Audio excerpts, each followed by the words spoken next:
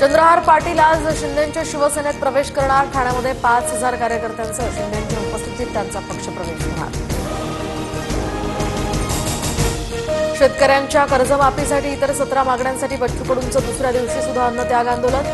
जीव गेला तरी मागे हटणार नाही, बच्चू कडूंची भूमिका।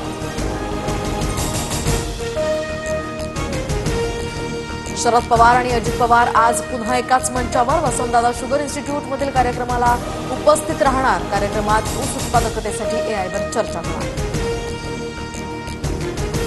मुंबईतील घाटकोपरमध्ये घरात घुसून मारहाण केल्याचा मराठी कुटुंबाचा आरोप। कुत्रा पाळल्याच्या कारणावरून गुजराती कुटुंबाकडून मारहाण।